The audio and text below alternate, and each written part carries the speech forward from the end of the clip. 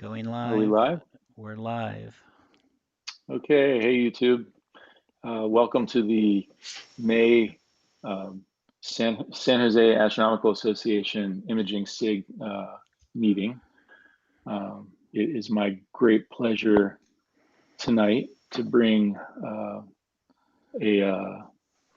gentleman that I have been familiar with for a few years, named Gary Lopez, as our guest speaker. Gary is an amazing astrophotographer. He hails from the Monterey area, and he'll be sharing with us some of his techniques and some of his images. And without further ado, I hand you to Gary. Thank you very much, Bruce. Hello, everybody. Thank you first to Bruce and Glenn for hosting this and inviting me to speak. I want to make sure that Bruce is off the hook. I'm really not an amazing astrophotographer. I mostly just try to make beautiful imagery. And so for real astrophotographers in the audience, I start with an apology. You're going to do things that may make you cringe, but I'll be glad to share how I've done it, and maybe some of you will find value in that. By way of introduction, I saw that. I just realized that Bruce put up a quick note about who I am and my background. And so unfortunately, I had also prepared some remarks, but I think for those that haven't read something about my background, I think it's worthwhile to learn what I've done before that has led to the kind of astrophotography you're about to see, because it may give me an excuse for why I do what I do. So with that, I'm going to pop open my screen. Let's see, a window. Oops, now it won't give me permission. This didn't happen to me last time, I remember. So I have to get permission back to be able to show my screen. How did this happen last time? Glenn, didn't we go through this before? Sounds familiar. Yeah. Share screen. Yeah, it's temporarily blocked, so I just unblocked it. Okay. So let's try that again. Here we go. Nope, not the whole screen. Let's select a window. Okay, here we go. All right, sorry for that. I'm not as familiar with Hangout. Now, are you guys seeing my screen, I'm hoping? Yes, we do. Good, right on. So by way of background, I'm actually a research scientist by training. I'm a marine biologist, oceanographer, and I did my doctoral work at Scripps Institute of Oceanography, and I was a lecturer at Scripps and at UCSD for a number of years. And I'm a quantitative ecologist by training. So that's what I got trained to do. But prior to that, when I was younger, I was really interested in astrophysics, and I got twisted by Jacques Cousteau. He moved me in that direction, and so I ended up doing that for a number of years. That work went on for a number of years, as I said, lots of research, lots of teaching. But I was also interested in filmmaking. I have an art background. And so I began making films for Encyclopedia Britannica and National Geographic. I was a writer and a producer. And then I actually made films for Captain Cousteau for a number of years. And I worked both in Hollywood and in Paris making those films. So I learned a lot about filmmaking and telling stories and making beautiful imagery from Cousteau and others. But I was also interested in software. And so I was actually a coder. Most of my quantitative ecology work, I wrote the programs that I used, including I actually wrote my word processor. That's how old I am, because that's been a long time. And so I started a software company about the time I was doing the media work. And that company got very big, actually. And we did all sorts of different software development, mostly for education. We did work for Apple and several other groups. And I sold that company in 1993. It was based mostly in the West Coast, but we're kind of all over. And then I worked in a corporation in Harcourt, which was the acquirer of my company for a number of years, until and was basically guiding a number of their divisions in software development. And ultimately, Harcourt was acquired, and I was done. I was able to move on. And so I started a nonprofit organization about 17 years ago now, a foundation that is still going around, going strong. I put a lot of time in. We produce basically AI-based personalized learning solutions, especially for middle school, high school, and college in the U.S. We serve about 6 to 8 million students a year. Most of the states have our stuff, and right now with the COVID stuff, we're really busy. And that's how I spend my time. But I've always been interested in astrophotography. So that's kind of the art and technology background. My interest in astronomy started pretty young. I'm 70 now, and so this is I was 12 or 13 when I finally bought a telescope with my paper route money, and I bought a little 2-inch reflector, or rather refractor, and I ultimately made a camera out of a box from that housed my mother's shoes, and started trying to take photographs. This is actually my first astrophoto photograph. From 1962 or 61 or something. And you can see I was learning a lot about, it was about a 30-second exposure, that the Earth was moving. And I had to really grok that a little bit and realize I had to move along with that movement, or I was going to have blurry pictures like that. I kept fooling around with this over the years, even when I was doing marine biology. When I sold my first company, I moved on to some fancier gear. I was living in Lake Tahoe at the time. Actually, this shot is more recent, but this is the gear. I was able to get a 10-inch Smith Cassegrain from Meade. It was the biggest thing I could carry out to our dock where we were living there in Lake Tahoe. But I also was connected with Santa Barbara instrument groups early on, as they were starting to put out cameras back in the late 80s, early 90s. And I was able to get my hands on a very early ST4 and then an ST6 and so on. So I got to start messing around with digital imagery pretty early on. This picture of Hayakatake is actually shot with film, but it was a great year, 96, for those who were around, because we had Hayakatake and Hal Bopp and lots of cool stuff going on. Continue to mess with this. And in the last few years, I really got more involved more vigorously because, as you all know, well, many of you may know, the technology has gotten very capable, and even from your backyard you can do some pretty amazing stuff. So this is my, I have a small, so I've been sitting in my studio right now, right on our property in Monterey. And I have, just outside the studio, I have a small observatory, which I'm gonna walk you out to here in a few minutes so you can see my setup. Now that picture you're looking at now is a William Optics, a 5-inch, so 132. And we'll talk about that when I get out there, but it's God, it's so much fun to use, so capable. And the other picture is just, it's where I'm sitting right behind that computer, that Apple desktop you can see right now as I'm talking to you. And you can also see in the room some large images. And I'm going to really get into that a little bit more, because that's where I've been taking my work from, not only acquiring these images, but ultimately looking for ways to display them such that other folks can enjoy them and actually put them in their homes. So that's the backdrop. So what I'm going to show you today is my approach to taking these pictures. And again, for real astrophotographers, I apologize. I do things you would probably find appalling, but it's how I do it, and I'll let you see what I do.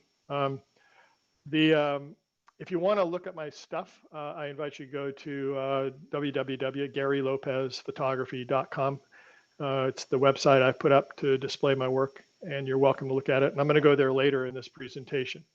So with that, I actually have a little note to myself what I'm supposed to do next. So I'm going to actually go to that website right now. So I'm going to see. I'm going to close this. How am I going to do this, Bruce? I'm going to try to close this and make something work here. So I stopped that, and I'm going to try to move over to another image. Let me see if I open this up. Nope, not that. What do I want to open up? I want to open up this and move that over there. And okay, so I'm stopped presenting. And now I'm going to open up another window. Which one? Gary Lopez Classic, this one. Okay, so you should be seeing my screen again. Yes, you are? Yes, we are. Okay, so this is from my website, and again, I invite you to go take a look if you'd like to see it maybe better than the way it's being transmitted to you right now. I'm showing you this because it gives you a sense of the kinds of imagery that I'm interested in making. What you see, this is a collection that I'm calling the classic collection because it's more sort of straight up astrophotography, as most people do it. At least this is how I do it, but other people do it similarly. And you can see as you kind of scroll through here, there's a lot of emission nebula, which is my main interest for a couple of reasons. In part, I live in Monterey, and when I take you outside, you'll see a light dome off to the north, which is a regional airport, and another one over here, which is Monterey itself. And it's really dark behind me where Big Sur is, but it's maybe a Bortle 4 to 6. And so it's not a lot of light pollution, but enough that I prefer to shoot narrowband. But additionally, I really like narrowband because the creative possibilities going beyond RGB. I can really control things more and make images that I find pleasing. So as you scroll down, you'll see a lot of different forms of narrowband imaging. Take a look, and I'd love any feedback you can give me. Today, I'm going to show you how I approach making these images. And the one I'm going to choose is this one. This is the Cygnus wall. And this is a Hubble palette, well, kind of a Hubble palette version of this. I chose this one because it's among the simplest I've shot. It's 11 hours of data. And it's pretty straightforward, but I think it will show the process with the least number of complications. Not infrequently, I find myself shooting 20, 30, 40 hours of data to make an image. And that's sometimes what it takes to sort of get what I'm looking for. But additionally, that can be stretched out over sometimes months, sometimes multiple years to get access to the object sufficiently long to get those data. In the case of this object, I got all the data for the 11 hours in 2 nights, which was like a miracle. And so, but let me show you how I made this. So to do that, what am I going to do next? I'm going to take you over to show you the data themselves. So again, I'm going to, how do I stop presenting? And I'm going to open up another window, which is actually my one of my external drives, where I have these data housed. And open another window. And what is that calling it? It's not Lightroom, Cygnus. I think it's this. Is that right? Yeah. So what you should be seeing is a screen that says Cygnus wall on the top.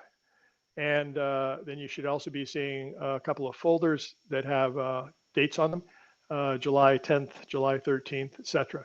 So as I said, I collected these data in a couple of nights. So let's look at the data from July 10th, which was July 10th last year, just not quite a year ago. And you can see, I'm hoping you can see, and Glenn, are you seeing an oxygen, hydrogen, and sulfur folders? Yeah. And so I collected, anticipating, going and doing my research at Astrobin and looking around. I figured that I wanted to shoot this as a narrowband. And I thought that these three gases were really gonna give me what I wanted, because I wanted to start with a Hubble palette. And so the first night out, I collected all three. I collected about 3 hours of hydrogen. And if you scroll down, you'll see there's about 3 hours. There's 3-minute exposures. There's about 60 of them, probably a little more than that. And I threw away a few that were not working. But I only collected about an hour of oxygen and about an hour of sulfur, because that's all I had. So I had about 5 or 6 hours to collect before the object went away, or there was some reason I couldn't get more than that. I can't remember what it was. This is typically what I'll do, because I knew that there was most of the structure was going to be in the hydrogen signal, and a couple other things I want to point out, because I'm going to keep coming back to it. You'll notice there's an HFR number next to these folders, and for those of you that use this, it's a way of judging just whether the image is in focus. It's looking at the half radius, and the smaller the number, the cleaner the data, the more focus. And I use the HFR number to combine with the star count to really judge whether or not a sublight is got real value or not. And this was shot, the data I'm about to show you were shot with a ZWO ASI 1600 cooled camera. It's a 16 megapixel camera. It's got, I think it's 3.8 micron patches.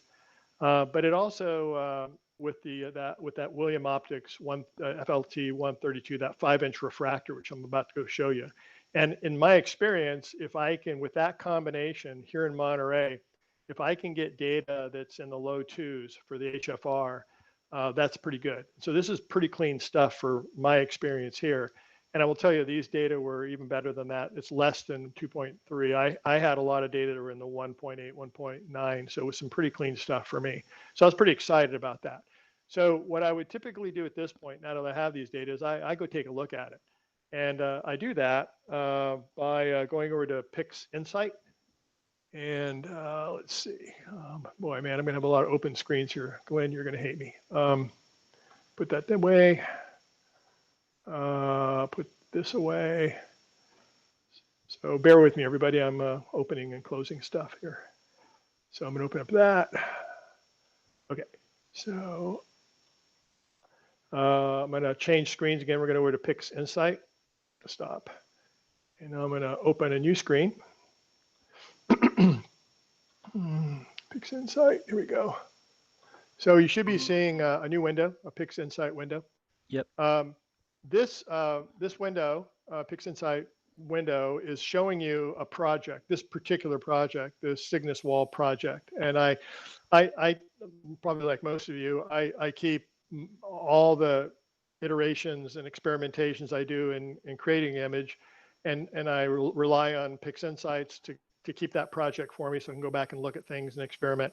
But additionally, I use Lightroom an awful lot. It's one of my favorite tools, which I'm sure astrophotographers in the audience are going to cringe at, but I really like that tool too. And so those are the two ways in which I really keep track of things. And then I create these ridiculously long names for my files, so I can kind of remember what I did and keep notes. So let's start with these data. I'm going to open up, I'm going to drag over one of the sublights from hydrogen and drop it into PixInsights. Oh, wait a minute, it's not going to do that. Hold on, I got to do it this way. That's right. I remember it choked last time I tried this. Are you seeing this open up, Glenn? Yes. Okay. So this is a hydrogen sub light from that first night in July. And let's stretch this. I just used the screen transfer function and stretch it. And there it is, right? And wow, it looks pretty damn good. There's a lot of structure there, especially for 1 3-minute exposure. I was pretty happy when I saw this.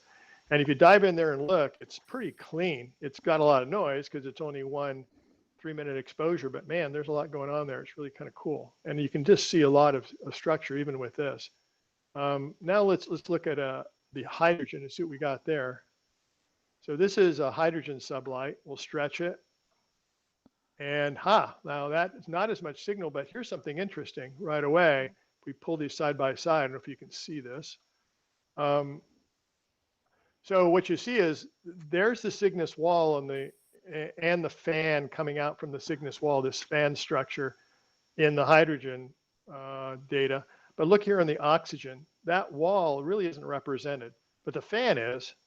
And so I'm thinking, so the oxygen is really, the signal is really contributing to this portion of the image, this fan that's coming out from that ridge of dust and gas. Whereas it looks like the hydrogen is representing both. So let's look at the sulfur. So open up the sulfur folder and open up one of those and stretch it. Oops. And now here's yet a different representation. Now in the case of the sulfur, look what we have. The fan is not really represented. It's not being shown in the sulfur emission data, but there is some structure to the ridge itself, to the wall. So it looks like we're getting data that's really representing that fan, really showing as the fan and the oxygen. We're getting these data from sulfur are really showing the ridge portion of this. And not surprisingly, as often is the case, the hydrogen is showing both. So that's good to know. So with that knowledge, let's close all these. What I would typically do now, well, actually, let me stop. Glenn and Bruce, do I take questions along the way if people want to stop me and question what I'm doing? Well, we don't have any questions yet, but Okay. if you want to pause in the future, we'll have people ask some questions. Yeah, And feel free I'll if somebody, if I'm going to, feel free to jump in.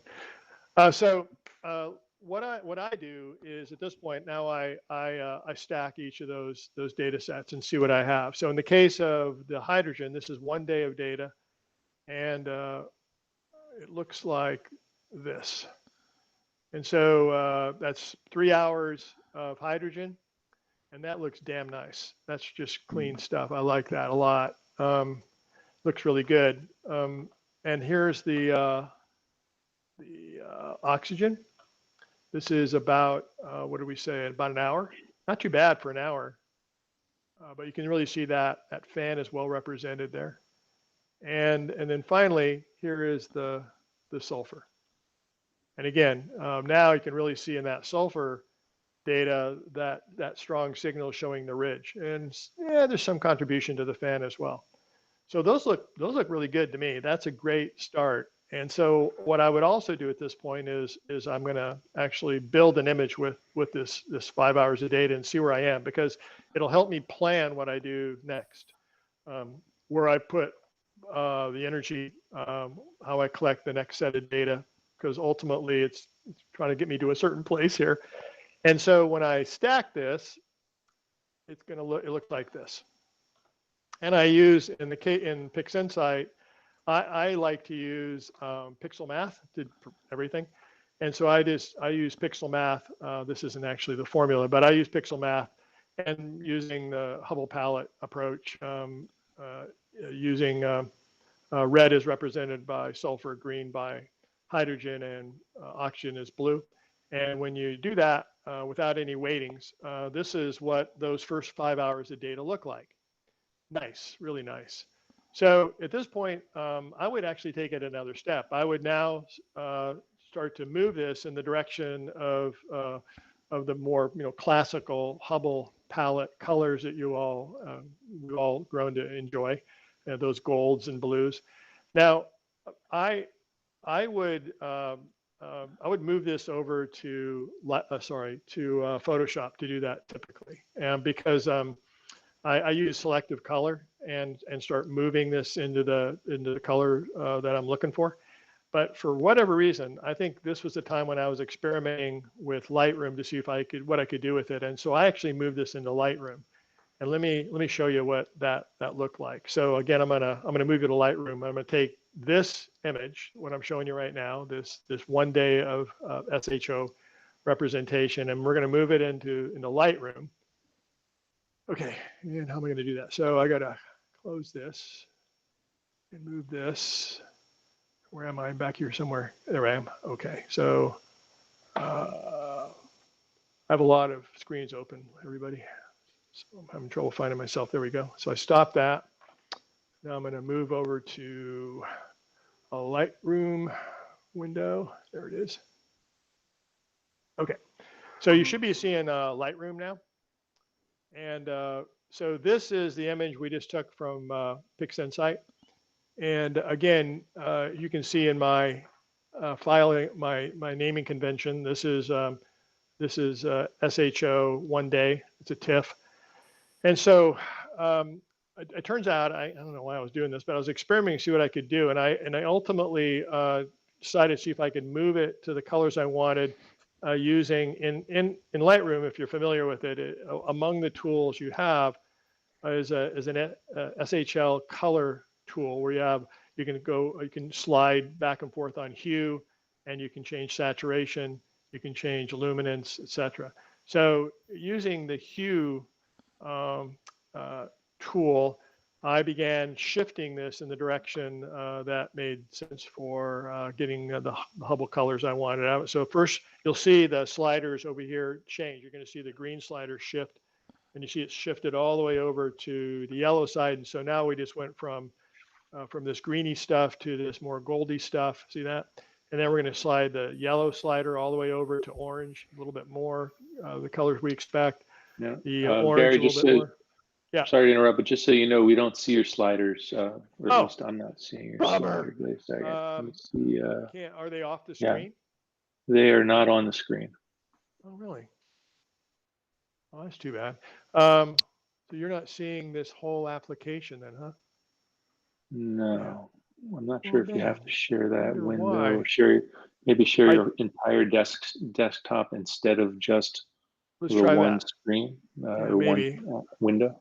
Yeah, let me try that. I don't know why it's not showing because it says it's showing the application. I'm going to stop and let's try it again. To your point, let me try the whole screen, see if we get what we're looking for here.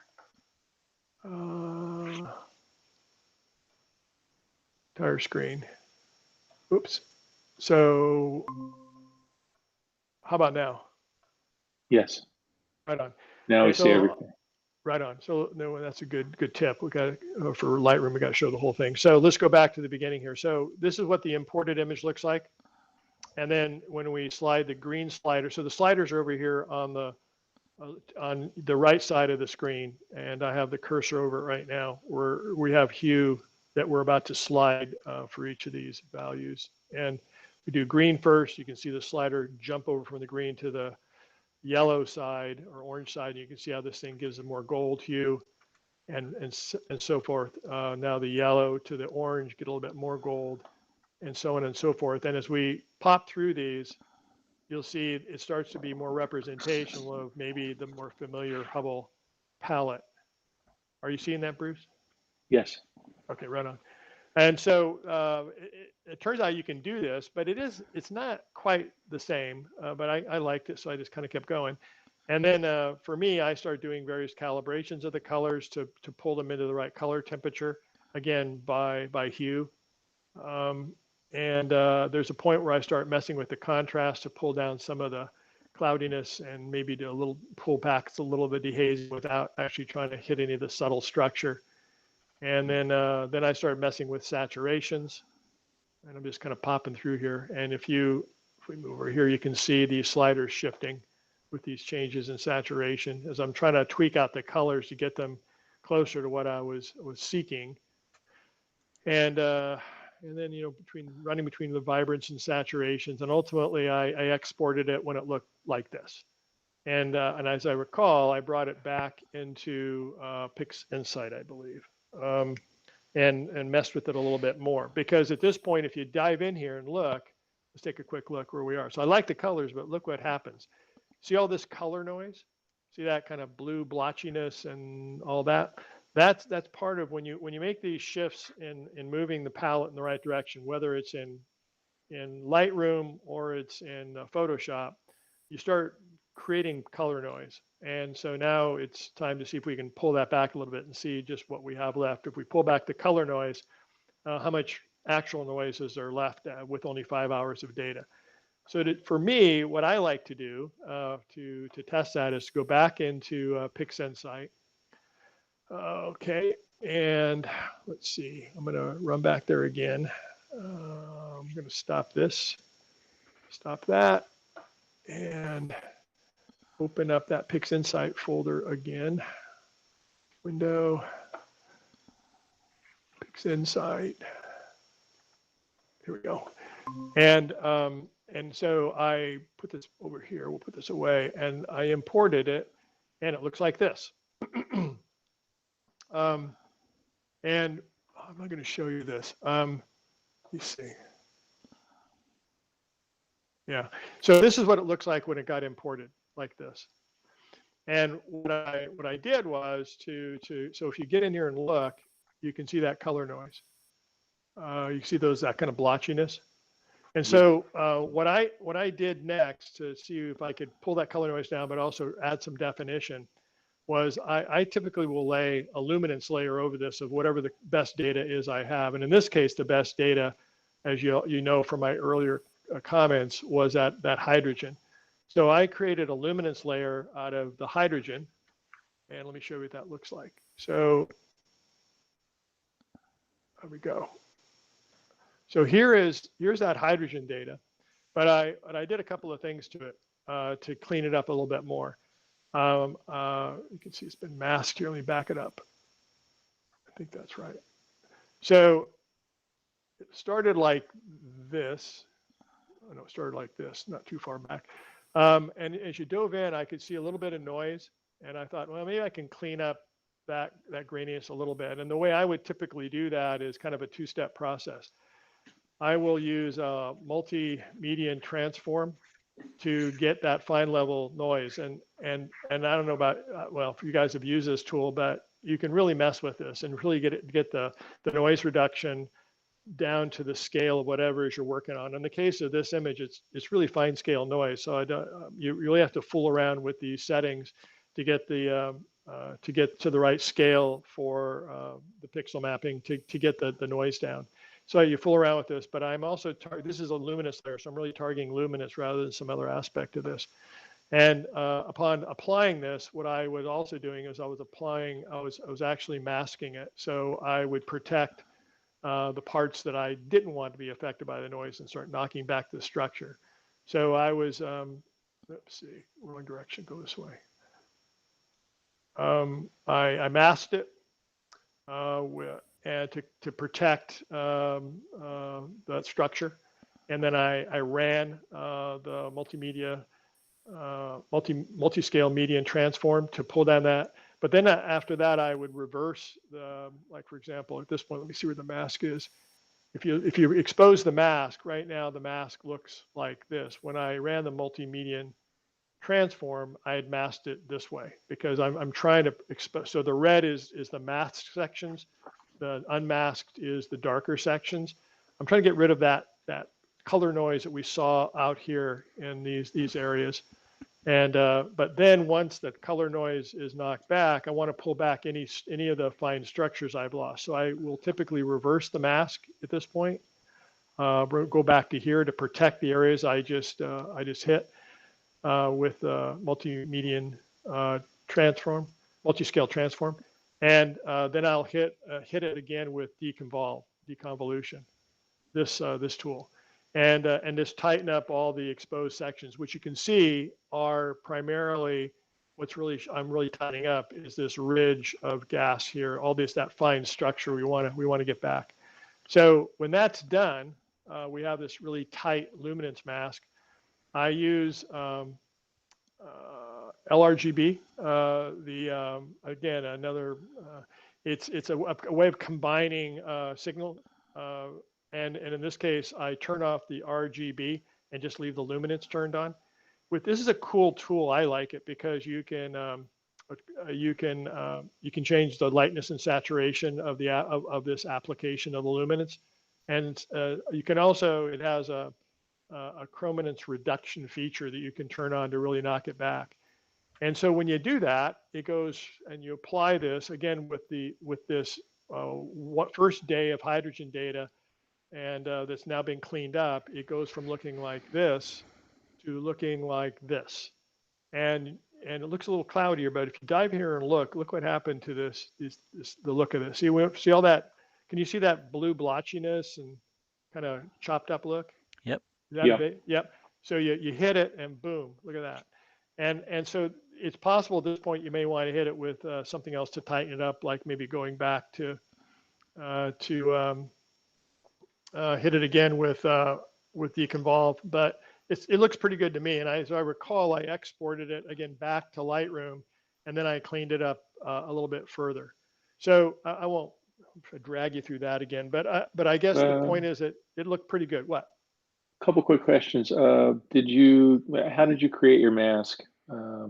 Range selection. So what I did was really simply, the reason this says clone on it, because that was actually the mask. What I'm doing typically to make a mask is I'll just make another version of the same image, just like that. Drag it off and make a second clone, and then take that.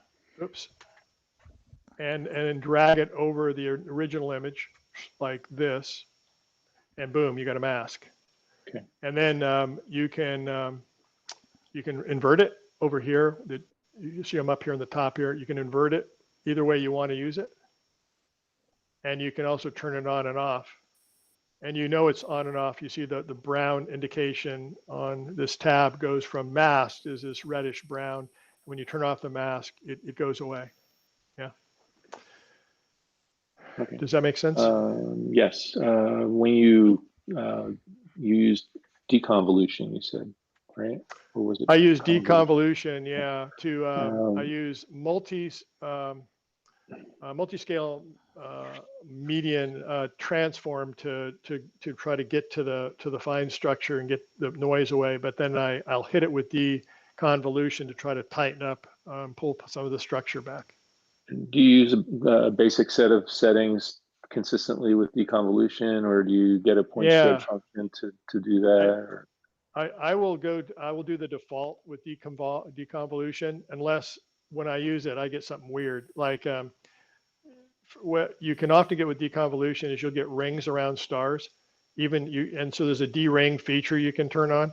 But even with that D-ring feature turned on, sometimes you'll still get ringing, and it can be pretty nasty. So you can start adjusting like the number of iterations. You can adjust the noise threshold to pull that back. So it's not for me, for my work, when I more often than not, it's going to work out of the box. But when it doesn't, then I start screwing around with it to see if I can bring it back. And sometimes I'll change from Gaussian to Poisson, but for the most part, I find that just sometimes just changing the number of iterations, because sometimes that de-ringing happens after only 4 or 5 iterations of this regularized application. And when you pull it back a little bit, maybe you can avoid it and still get some of that tightening structure. Great, thanks. Are there any other questions or horrors? Nope, not yet. Okay. But please, if anybody has any questions, please post them on the chat and I'll pass them along to Gary. Yeah, thank you. So at this point, I'm thinking, okay, this looks pretty good. I mean, damn, that's for 5 hours. That looks really, really nice. But I typically I'm not satisfied. I think 5 hours, it seems like a miracle to have something that good for 5 hours. So I'm going to go get some more data. And luckily I got another night a couple of days later where I could shoot. And so let me move over there. Let's see if I close this, what happens. So let me see here. Here we go. Turn off. So stop my presenting. Let me open up the other folder again for you. Sorry, I'm opening folder here. Hang in there. I'll be right back. Okay, so here is that second night of data. Yeah, I don't see anything at the. Oh, here it comes. Here it Okay. comes. As you saw, this was July the 10th. So 3 days later, on July 13th, I was able to shoot again. And but this time, I decided that the sulfur I had enough.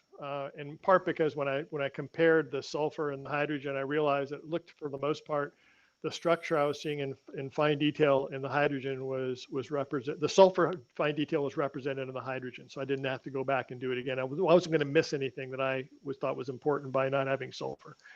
But the oxygen, I didn't have enough there. As I said, that really represents the fan part, and so I wanted to go get more of that. And ultimately, my strategy at this point was I was going to get more oxygen to have more representation of that fan.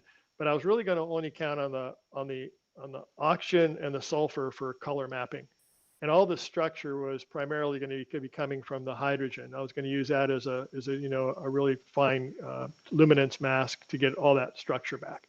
So I really wanted to put my money into the hydrogen primarily. Unfortunately, I got a lot of it, but it was one of those up and down nights, and I think I got I want to say 5 hours more of hydrogen, something like that.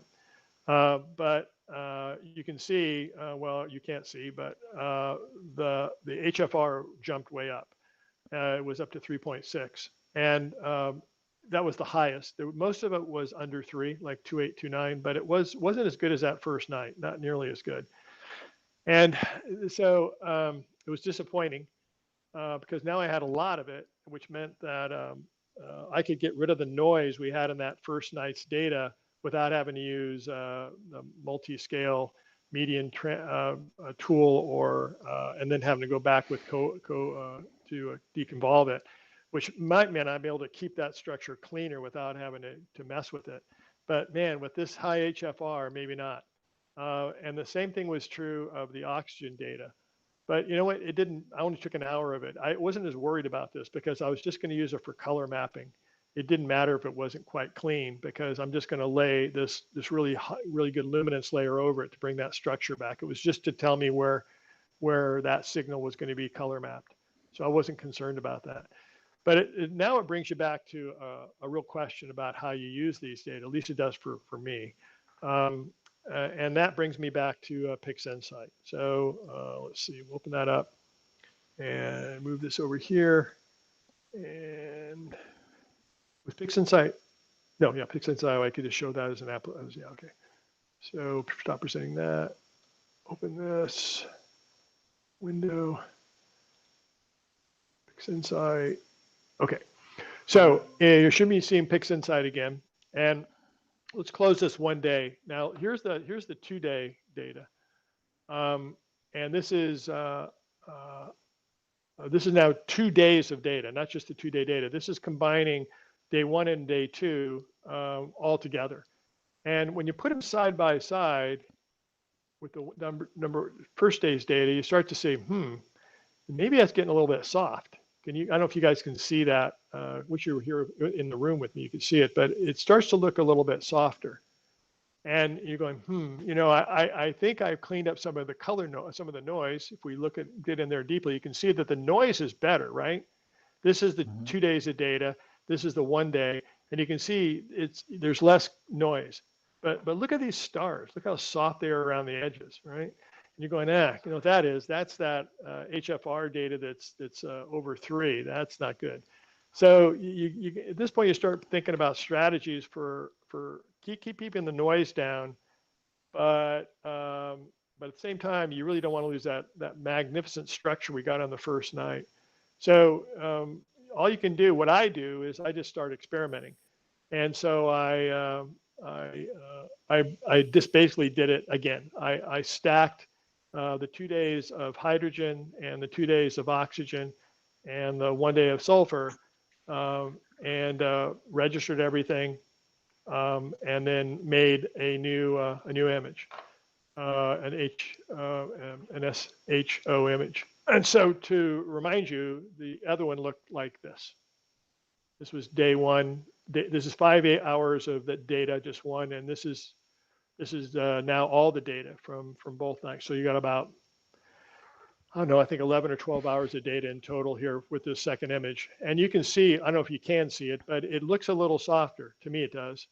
Again, the noise is down, but there's a softness to it that I'm not happy about.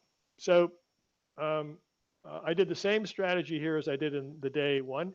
I imported this into Lightroom. Let's go do that. I imported it into Lightroom. What time do we have? How long am I supposed to talk, Bruce? Well, meeting can go to around 9:30 or 10. Oh, if you want, you got all the time you want. Okay, sorry. If anyone wants me to stop, just say so. Just stop me. I've never I don't know about you guys, but this is the first time anybody's been in the room with me when I've done this. I'm always by myself. This is really weird having you guys here watching this unfold. So you bring this back into in the Lightroom, and what you're going to see. Let's open up Lightroom so you can see this. What you're going to see. Entire screen.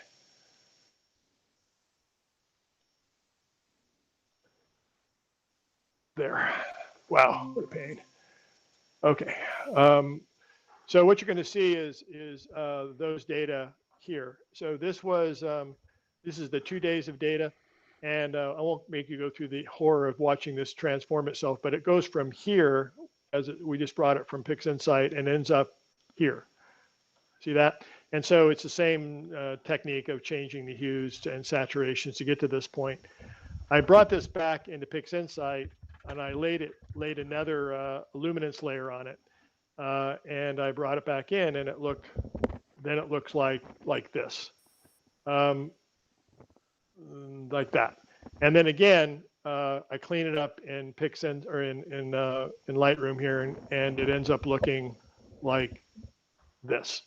So what it turns out happened in all this was I did it both ways. I used it where I used all the data, and I made a luminance out of all like 11 hours of hydrogen, and I compared it to the same image, but this time I only used the first day of hydrogen for the luminance.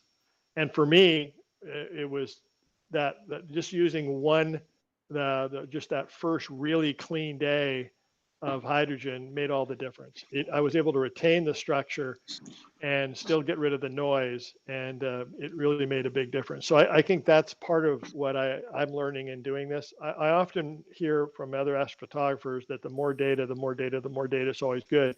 And honestly, for my work, I find myself throwing away probably half to 2/3 of the data I acquire just because it's not very good stuff. And when you put it in your image, you're losing things, you're losing structure, it just doesn't look very good. So I think sort of judiciously going through your data with a really critical eye, and then trying a number of different approaches.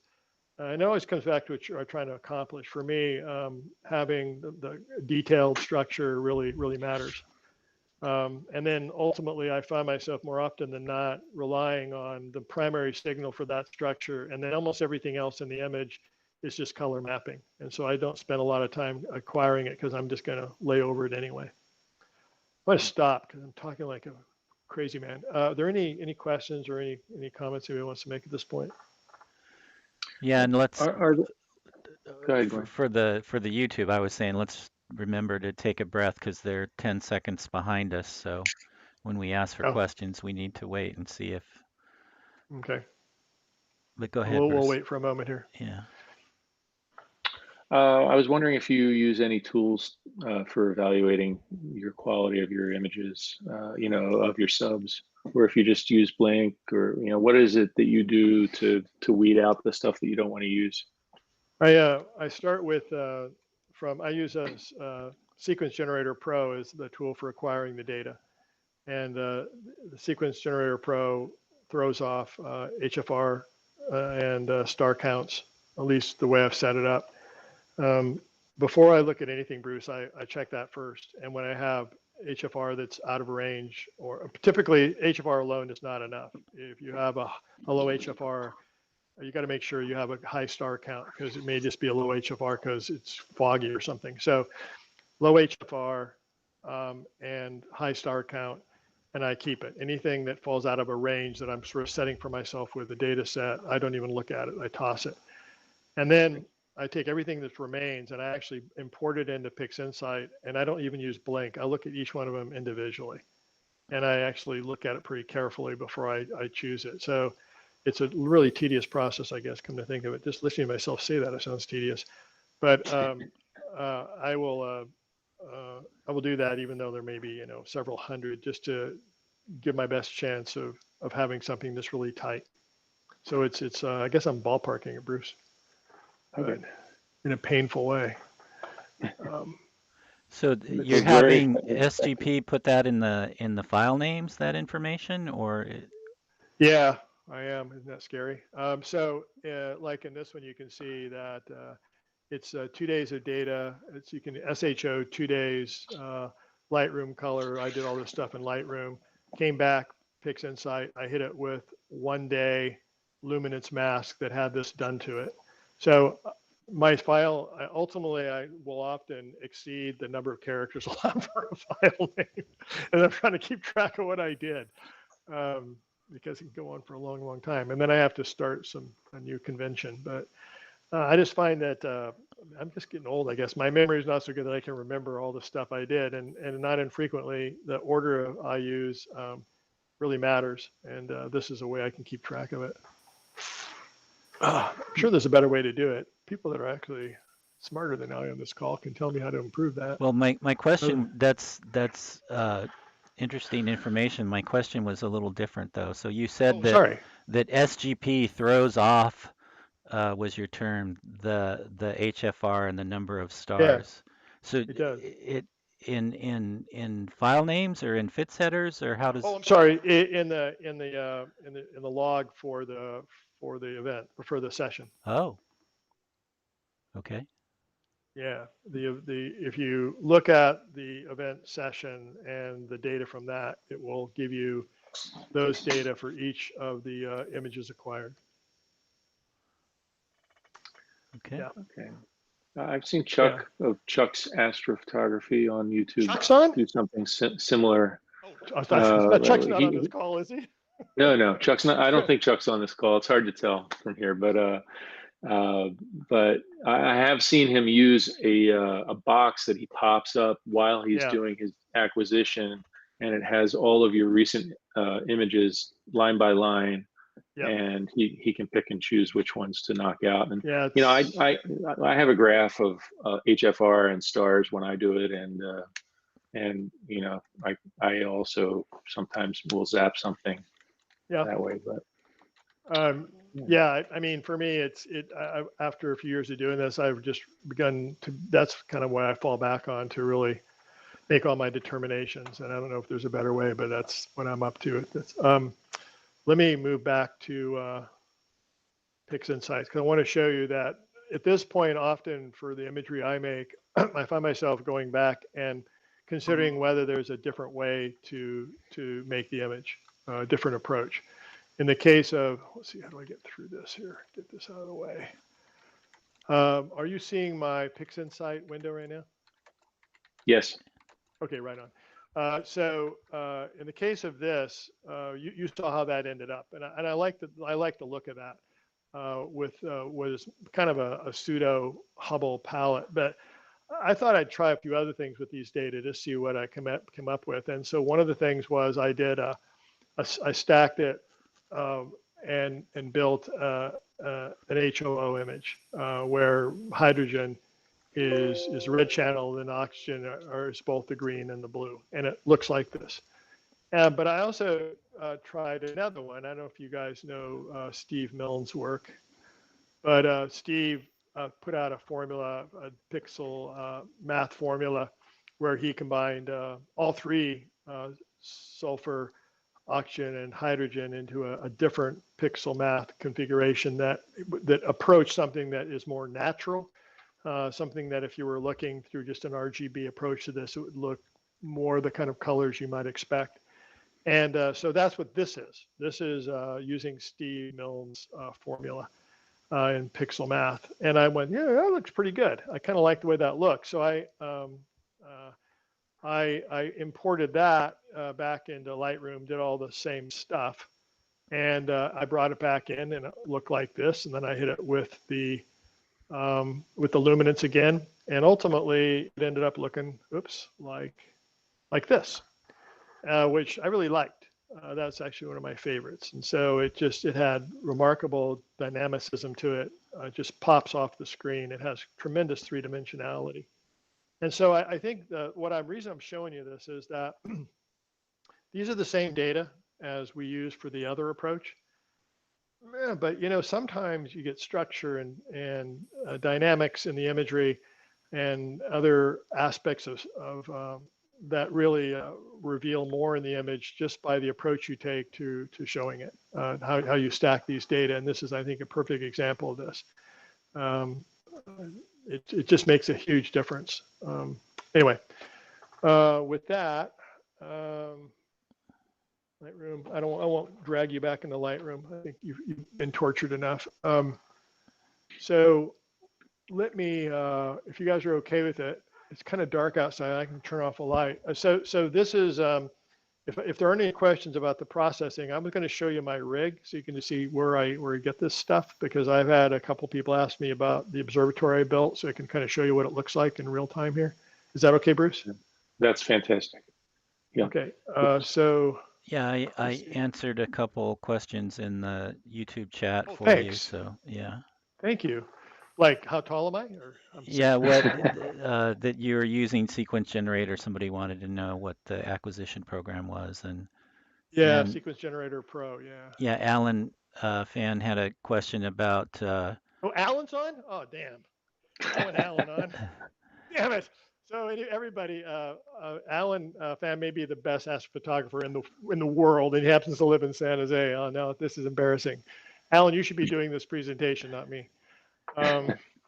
His question was what's about Alan your folder designation. HFR less than 3.6 is the average of that night.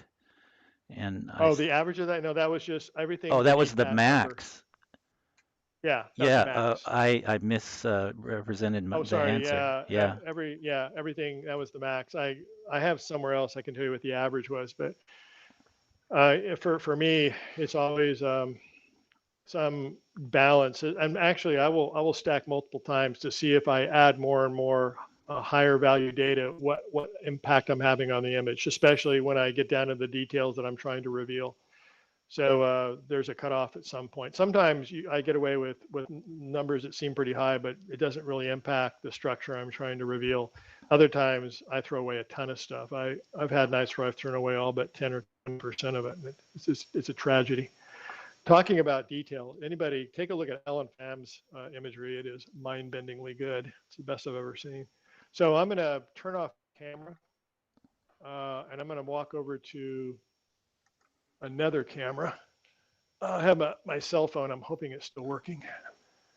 Let's see. What we got here. Oh, wait a minute. Let me turn off the other screen too. Hold on. I'm going to turn off the presentational screen because it'll interfere. There we go. And then, let's see. I'm going to turn on this camera. Are you seeing me? Of course you are. Yes. So let's unplug this, and you should be hearing me fine. So I'm gonna walk outside my studio here, and set you up over here. I'm gonna turn on a light here. Here we go. Let's see. How does that look? Looks great. Oh man. Yeah, we can see you, just fine. Yeah. Good light level. That's surprisingly good. There we go. All right. Damn, that looks good, huh? This is not an outhouse. I mean, it appears to be an outhouse, but it's not even a converted house. I actually built this. This is a sliding shed observatory. Whoops, I had the chain on here. So to orient you, I'm in my backyard in Monterey, California. I'm pointing roughly north. So in that direction is the Monterey Regional Airport. It's about a mile away. The beach is about a mile and a quarter away. So I get fog coming in this direction not infrequently. And there's a little bit of a light dome there, and then there's a light dome over here to the northwest a bit with Monterey itself. But in this direction, it goes out towards Carmel Valley and Big Sur, and it's nicely dark. But so the border skies here like 5 on average, but you probably got a 6 or 7 over there, and you might have like a 3 or 4 over here. So it's kind of neat. If I can point to the south, which I like to do that more than I can. So if I pull this back.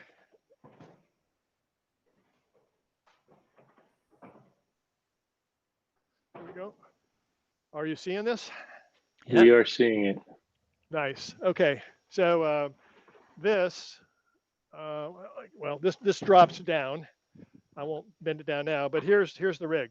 So I'm on a deck. Beneath the deck, there's a steel pier down here. Are you seeing me? Or am I too low? You were dipping below the camera level. Yeah, we're gonna fix that right now. Let's see. Let's get the whoa crap. There we go. Let's see. Let's do that. There we go. That better? Yeah. Yep. So below the deck is a steel pier that's in a cube of about 3 by 3, a 3-foot cube of concrete. It comes up through the deck and attaches to this odd-looking pier, and this is called the bended knee pier. It was made by Lacerda. I don't know if they make it anymore. And the reason I use this is because I hate meridian flips. I hate meridian flips, and so with this pier, the scope can pass through the meridian and not whack the pier. It comes through this open space. Just your standard Atlas EQ6 mount, or Skywatcher has the same mount. It's the same device, same mount, nothing fancy. And then this is a William Optics FLT 132, a 5-inch refractor. I've had a lot of telescopes. I've had a lot of telescopes. Cassegrains and all kinds of Newtonians and Ritchie-Cratians, and God, I've had them all. And I keep coming back to refractors. I just love the contrast of a refractor. They don't break. I don't have to do anything to them. They work every time. So I love these. I love refractors. I've really settled on. I've had a number of cameras too. I've shot DSLR and a number of other CCDs, but I've really come back to the ZWO ASI 1600 is still my favorite. And actually, Alan Pham turned me onto this camera, and I've just really enjoyed it. The key for me is still the filters. I have Astrodon 3-nanometer filters. I'm able to shoot through not only this light pollution, but I can shoot hydrogen on a full moon, as long as it's not too close, and it's a pretty good signal. So the filters make all the difference. This is a little 50-millimeter guide scope, but I hate PhD guiding with a passion. That the sound of that thing going offline used to drive me crazy. So I finally bought an MGen guider. It's this device here. It has its own camera here. It never fails. I've used this for 3 years. It's never, ever failed. I can have fog come in for 20 minutes and it picks up. Somehow it doesn't fail. It's amazing. It's like, it doesn't matter how much it costs. Buy this. It's worth it, because you'll never lose data for bad guiding, and the guiding's really, really tight. What else you need to know? And then I have all this running through a SkyFi hub that I can manage from indoors, from that the desktop you saw me sitting at. And then all the wiring for this is I can run it. I typically will sit out here with it because that's how I am, but it runs into the studio, and I can run it on cold nights, which doesn't happen often in Monterey, but I can run it from indoors. So this is the rig. Are there any questions about it? Yeah, Gary, how do you manage your MGen with your with Sequence Generator Pro? I don't. I used to do dithering, and I don't do it anymore. It used to drive me crazy, and so I am anti-dithering. But you can. What are you using for gain with your ASI 1600 generally? It all depends what it is. Typically, I'll use Unity, which is 139. But for really faint, I'll go to 300, and for really bright, I'll go down to 0. It kind of comes down to what I'm shooting, the target sort of dictates. 139 is my default, but if it's really going to be, if I can get short exposures with a 0 gain, I'll do it. But most recently I shot what Spaghetti Nebula? What's that? SH240, and it was 5-minute, 300, maybe it's 10-minute exposures at like 300 gain, and it was still a really faint sublight. So yeah, that's what I do. I was wondering about fixed pattern noise, if you ever have a problem with that. I haven't. I've seen it. I haven't experienced it. I did have some fixed pattern noise. I acquired the ZWO ASI 183, and I tried that for a while before I sent it back to OPT, because it had not only hellacious just had hellacious noise. I just couldn't deal with it. I had all kinds of fixed pattern issues. And Amp load's what was the other? crazy too. Yeah, yeah. And well, I'm just not smart enough or good enough to deal with those small pixels too. Um, and what was the other one? The ASI 178, same thing. That same sensor, for whatever reason, I can't deal with it. But this is the 1600 is just, for me, it's bulletproof. It's a wonderful camera. So, if there are any questions, I'm going to bring it back inside. Okay. Let's go. Okay. So here we go. So this you're probably seeing is my studio. And so you can see it's very close. I'm going to put it here for a moment because I want to talk a little bit about what you're seeing on the walls. So I wanted to talk a little bit about why I do this stuff. I'm interested in making beautiful pictures, dramatic pictures from space, because ultimately I want to display them, have other people enjoy them, have them become part of people's homes. And so what you're seeing in my studio is some of the imagery I've made, and you can see it's pretty big. Been printing some of this 40 by 60, and for the last almost 2 years, I've been experimenting with different media and approaches to displaying this imagery. I've come down to a few approaches I really like. There's some metallic infused papers that I really like, and acrylic mounts. But I've also settled on a few other things, like, I don't know if you can see this here. I find myself also printing in a different way on some watercolor paper and doing some float mounts for some of this imagery. So the reason I show you this is because I want to talk a little bit about that next, and sort of in the conversation with this. I'm going to turn off this camera, walk back to over here. Oh. And I should be back, yeah? Yes. Hang on just a minute here. I have to catch up with. Yeah, because poor Glenn has to put up with my running around here. Okay. All righty, thanks, Glenn. So I'm gonna come back here. See, yeah, I'm gonna come back here. So I'm gonna go back to my website. I want to show you stuff here for a second. Back to my website. Excuse me. Crap. Where is it? Oh, here it is. Okay. So we're back to my website, I'm hoping.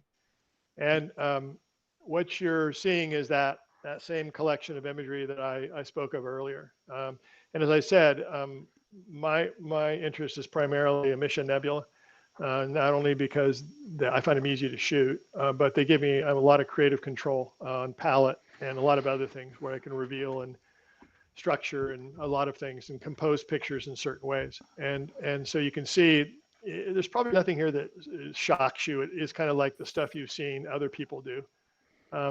Part of the reason I'm so hyper about getting as much structure and as much detail as I can is because I want to print it big like this, and I have to have big files and lots of structure before it doesn't fall apart on me. But what I ultimately this imagery I want to have in people's homes. So I actually have my imagery represented by a gallery in Carmel, Gallery Sir. And as I've listened to people come in and look at this stuff and feedback, I found that people were looking for things to put in their homes or looking for almost decor, something that made them feel a certain way. Sometimes astro imagery like this can be a little moody. It's very dramatic, but it can be dark. And so I began looking for ways to represent this differently, really more different artistic representations. And let me show you where I took it, and I'd be curious to get people's feedback. So this is a collection of this imagery that I took in a different way. In the case of the image that we saw together, that Cygnus wall, here's a different way of representing it. In this case, I sought ways to invert some of the darker sections. And many of you know, as you shot your imagery, that there is an awful lot of structure in that deep dark areas that you're bringing in. I mean, you're collecting with basically 12 f-stops. And so if you can bring it all to the surface, you can see a lot you really can't typically see if you leave it in the sort of the dark form it came in.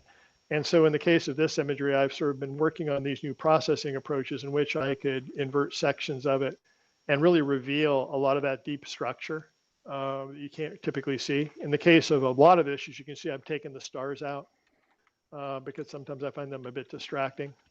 And then worked on the color translucency, so it has almost a watercolor texture to it. But one thing, it's an impressionistic approach that I've been working on, such that you're really emphasizing the contrast between the shadow and the light, and as such, you get a lot of three-dimensionality. So I'm not sure you can see it on your screen, but this has remarkable three-dimensionality. It's just quite beautiful. And I'll back up here. And you can see I've done that in a few places. And as you I invite you to go to the website and take a look. I'd really like to get some feedback, maybe you have some ideas how we can do this differently. Because to me, what's particularly interesting about this is that people aren't doing this yet, right? And I can see what we do in astrophotography ultimately becoming a fine art form, a real fine art form, because there's a lot of flexibility. And it's remarkable, the people that see this imagery, that come to the gallery and other places, they seem to be emotionally impacted by it. And they're not sure why, because I guess the structures and shapes and textures are familiar, but they're not sure why. But they do have an emotional impact. And needless to say, the palette has a lot to do with it too. So I won't bore you by making you go through all of this, but take a look. I've tried a lot of different things. I will tell you, some things really get people's attention. And so I've begun looking to, well, first of all, let me just show you Gallery Sir real quick. So this is the web page for Gallery Sir. The reason I want to show you that, and so I'm one of the artists there. Let's see, and there's traditional photography there, but then there's me and my stuff. The reason I want you to know this exists is if you're in Carmel, I want you to go there and take a look, because I can show this to you on a screen, but what I want you to do is take a look at it when it's hung on the wall at Gallery Sir, because they're big pieces. And I'd love to get some feedback on what you think you're seeing, or how it makes you feel, or what you can do better or worse or whatever. Because I don't have a lot of astrophotographers that see my stuff. I have a lot of people decorating their homes, but not astrophotographers. And I'd like to get your feedback because I do think all of us are sort of beginning in a place where this is going to become more and more prevalent. When I sit in the gallery, folks my age aren't as interested. They're looking for pictures of Big Sur or Pebble Beach golf course. But people the age of my children in their 30s are really drawn to this. Millennials seem to be drawn to this kind of imagery. Maybe it's more representational of how they're seeing the world. But so that's really good stuff. The other thing I've done is I've tried to push this into the fine art world. And so let me go back here to my website and show you this. So this year, I've been entering this kind of imagery in photo contests.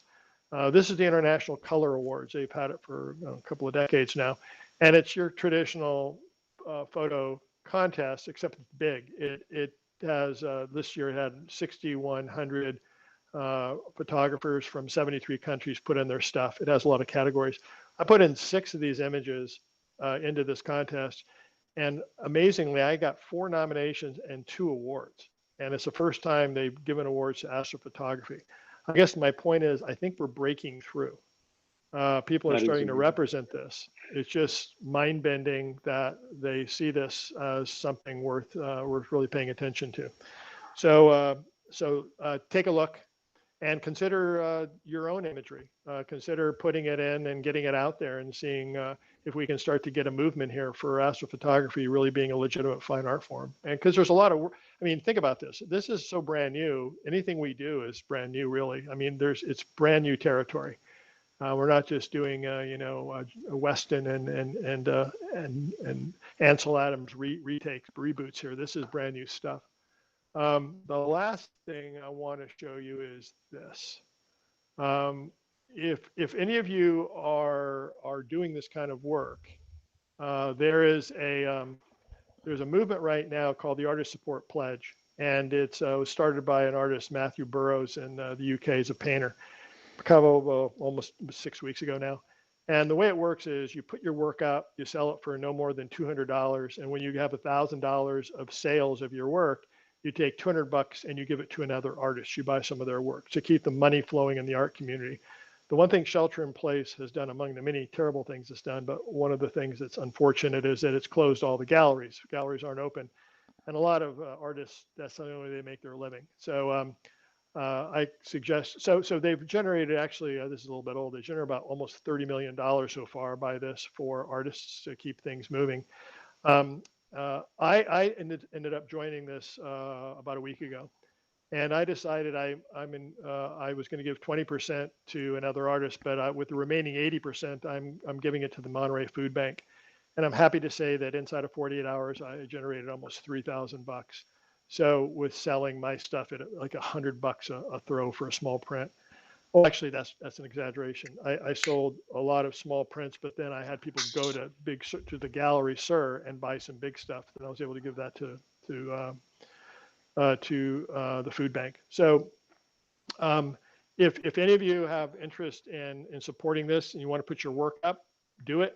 I'll be glad to give you the Artist Support Pledge logos and stuff, and you can start putting your stuff up. And when you generate the revenue, as I said, you either give it to another artist, or alternatively, if you can afford it, give it all away, give it back to try to help those that are really suffering with the pandemic.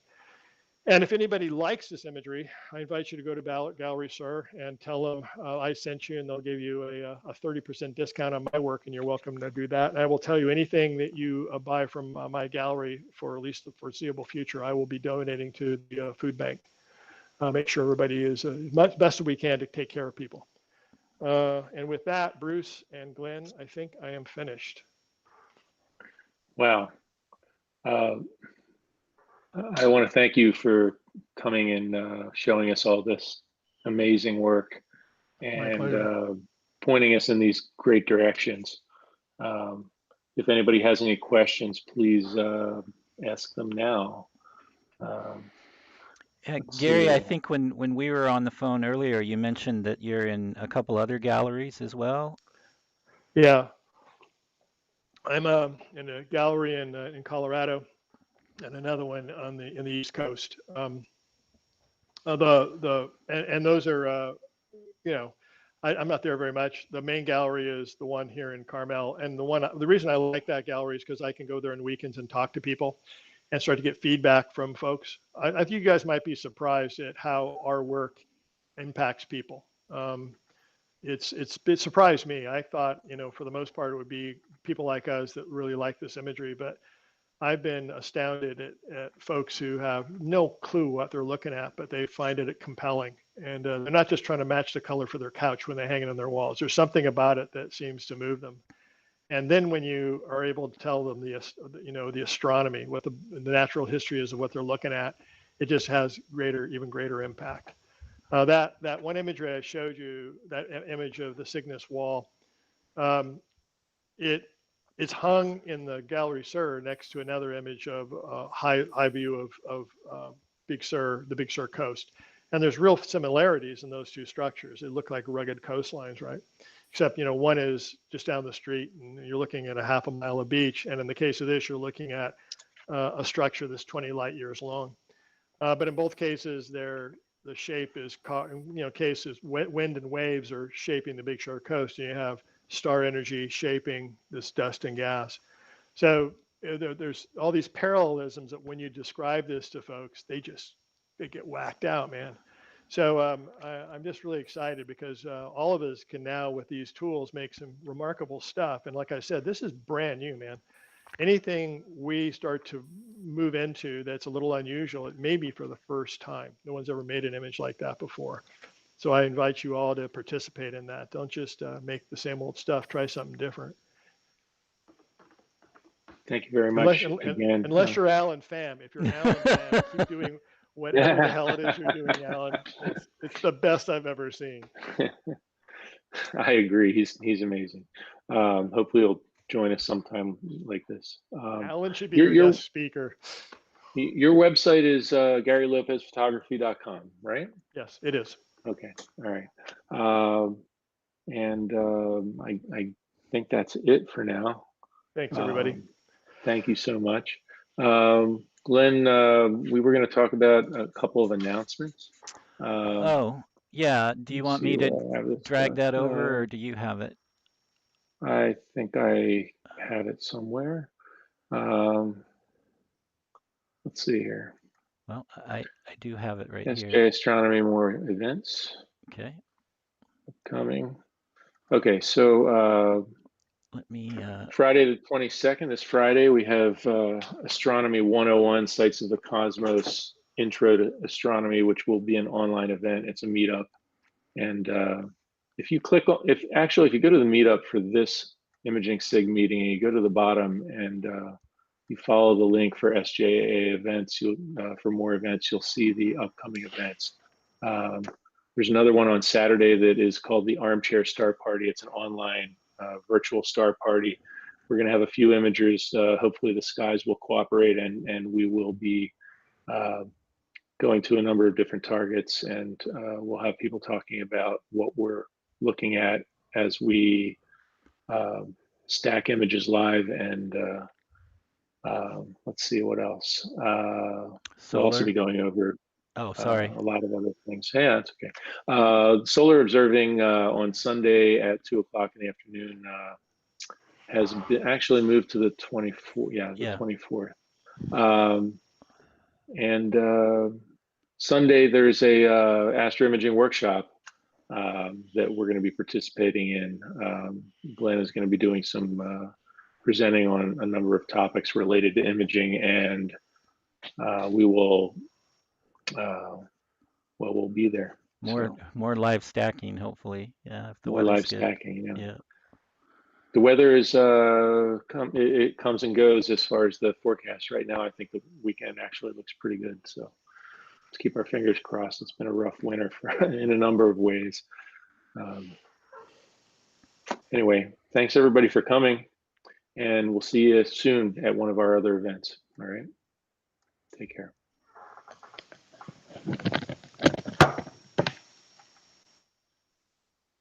And we're out.